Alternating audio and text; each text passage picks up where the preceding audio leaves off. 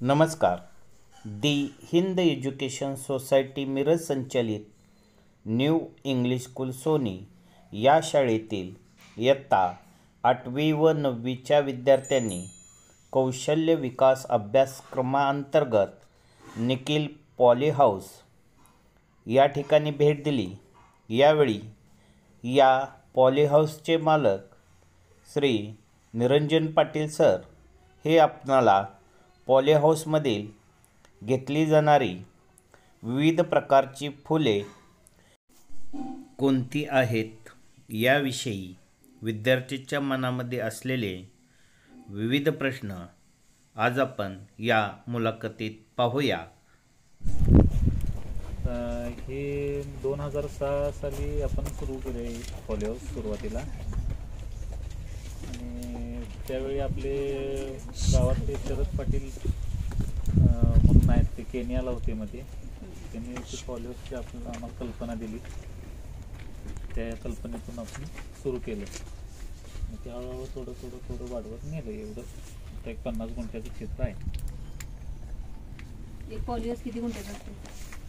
एक 10 गुंठ्याचं 15 गुंठ नाही. आपल्याला कसं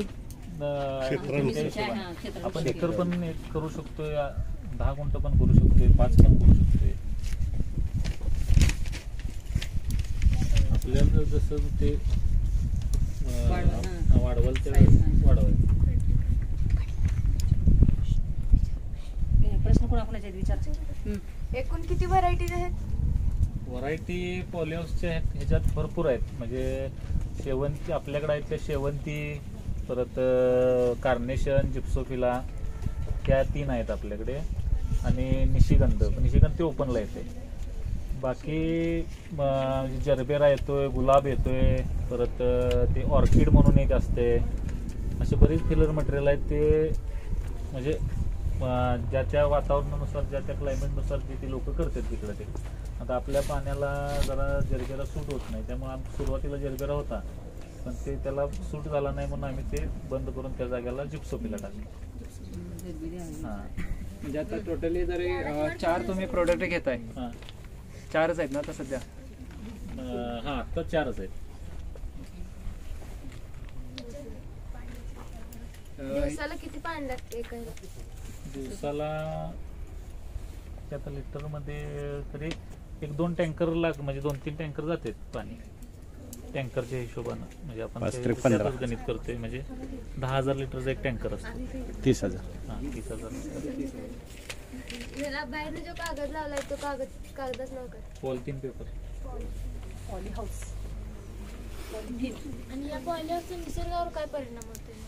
पॉली हाऊसचा ते ग्रीन हाऊस इफेक्ट म्हणतात. म्हणजे ते ह्याच्या काय ते रिफ्लेक्टिंगचा तो प्रकार होतोय, पण ते ह्यानं नाही होत असं म्हणतात. आता ते ग्रीन हाऊस इफेक्ट म्हणतोय आपण, पण ते तसा एवढा नाही इफेक्ट होत त्याचा.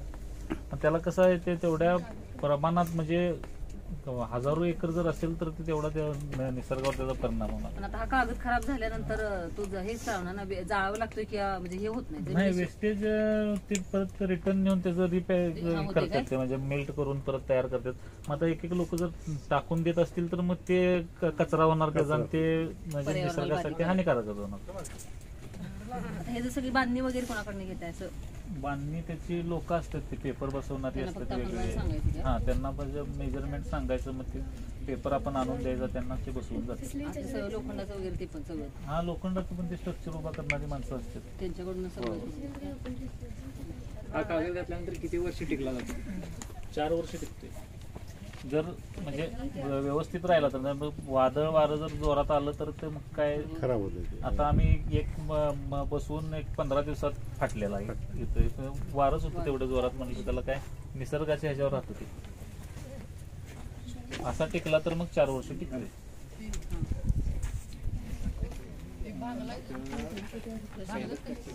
भांगलन ह्याच्यात नाही करता येत. हातानं उपटून घ्यायला लागते गवत. हां, हातानं उपटून घ्यायचं. ह्या कागदाची जाडी किती असते? जाडी मायक्रो MM मध्ये येते. ते त्याच्यावर एक्झॅक्ट नाही सांगता येणार मला. त्याची जाडी थिकनेस मला वाटते 50 mm च्या आसपास असेल. 0.50 नाही 0.50 mm. पाऊस भरपूर असेल. होता ह्या वर्षी, त्याचा अंदाजे काही असेल परिणाम म्हणजे होतोय का? accurate मला नाही म्हणजे ते पाऊस- बघितलं नाही. पाऊस भरपूर होता, 5 सेंटीमीटर मग त्याचा काही परिणाम होतो 5 सेंटीमीटर झालं का नाही मग मायक्रो मायक्रोमध्ये 0.50 आहे ना. हा 0.50 0.50 आहे. 0.50 नाही, पावसाचा काही परिणाम होतोय का ह्या वर्षी? भरपूर पाऊस आहे, नाही याला आत नाही काय होत. ते जातच नाही की पाणी आता. नाही इकडून ते कसं पावसाळ्यात पॅक असते. आता हे कसं आहे इकडनं पाणी पास होते तिकडनं बाहेर. पाणी जर आत गेलं तर ते प्रॉब्लेम राहणार. कारण पूर्ण हा, माती- इकडनं पास होते त्यामुळे काही एवढं प्रॉब्लेम आहे. समजा गारपीट वगैरे झाली सर तर गारपीट कागद चिरतोय का गारपीट जर म्हणजे थोड्या बारीक असेल. म्हणजे बारीक असेल तर नाही काय होत. मोठे असेल मोठं तर झालं तर मग फाटणार. तसं काही आपल्याकडे अजून म्हणजे हे झालेलं नाही. ते पण बारीक होते. गार पडले एवढी एवढी पण त्यांना काय म्हणजे नुकसान झालं नाही. ते मोठ्या गारा पडल्या तर मग 100% होणार. ते काय दगड मारल्यासारखं. मुलींचे काय प्रश्न आहेत का? हात वर करा.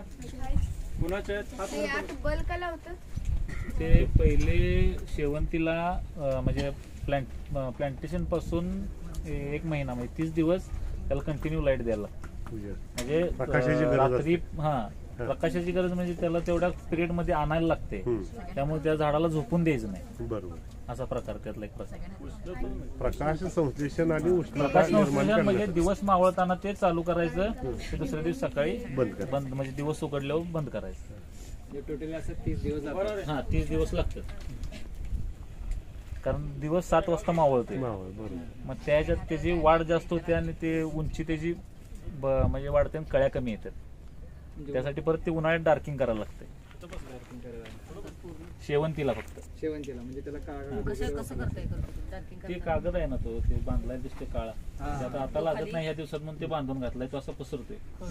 हा पसरायचा आणि चारी बाजून असा खाली येतोय.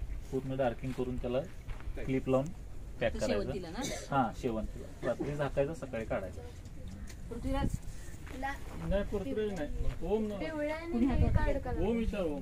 ते थ्रिप्सचे कार्ड आहेत. थ्रिप्स म्हणजे थ्रिप्स त्याला अट्रॅक्ट होते आणि ते 2-3 प्रकारचे थ्रिप्स असतात. काही थ्रिप्स पिवळ्याला अट्रॅक्ट होतात, काही निळ्याला अट्रॅक्ट होतात. ते ट्रॅप आहेत ते. ओम प्रश्न या पाईपांना कुठल्या मोठ्या मोठ्या हे ह्याचं पाणी आम्ही डायरेक्ट खड्ड्यात घेतलंय ते म्हणजे शेततळ्यात. ते शेततळ पावसाचं पाणी आम्ही पडलंय. वर्षाला हे पावसाच्या यानं भरतं ते पाणी आम्ही वापरतो. आमच्या इथलं पाणी म्हणजे जमिनीतलं क्षारपड असल्यामुळं ते पाणी वापरायला लागतं ह्या शेतीसाठी. डायरेक्ट तळ्यात नाही गेली. हा हे सगळं पाणी जेवढं पाणी पॉलिओसवर पडतंय तेवढं आमचं सगळं शेततळ्यात जातं. हा रेन हार्वेस्टिंग.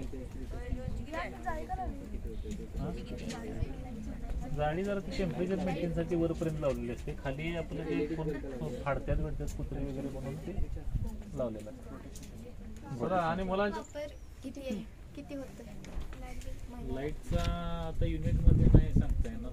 कंटिन्यू लाईटवर सगळं लागते कारण पाणी मोटर चालू करण्यासाठी परत औषध फवारणीसाठी. लाईट नसेल तर डिझेल इंजिन असतं त्याच्यावरती औषध फवारणी होऊ शकते पण पाण्यासाठी लाईट लागते. कंटिन्यू लाईट लागते. सिंगल फेज 3 फेज दोन्ही पण लागते. होय आणि 3 फेज लाईट कंटिन्यू नसतं मग ते 3 फेज नंतर सिंगल फेज वापरायला लागतं. हा विचार पृथ्वीराज. कुठले नाही नाही ते नाही त्यानं टेम्परेचर वाढते. ते लाल बल्ब ना त्यानं टेम्परेचर वाढते ते नाही चालत. विचार पृथ्वीराज प्रश्न औषध विचार. गन पाईप असते. तुम्ही आता तिथं वरती बघितले असेल तर बघितली ते वरती दिसते का ते लावलेलं गन दिसते का ते पाईप असते त्याला गन असतो. पॉलिथिन पेपर कुठं मागवतात? पॉलिथिन आपण आता MIDC मागवतोय इथनं. त्याची फॅक्टरी मला वाटते बेंगलोरला असेल. एका 10 गुंठेला किती कागद लागते? ते शिकवलं बागकाम व शेती तंत्रज्ञानमध्ये दिलेल्या माहितीनुसार आम्हाला या ठिकाणी येऊन खूप छान माहिती मिळाली. आमच्या शंकेचे निरसन झाले. निरंजन पाटील सरांनी आम्हाला इथे येण्याची परवानगी दिली त्याबद्दल मुख्याध्यापकांच्या वतीने व आमच्या शाळेच्या वतीने संस्थेच्या वतीने तुमचे आभार व्यक्त करते. धन्यवाद.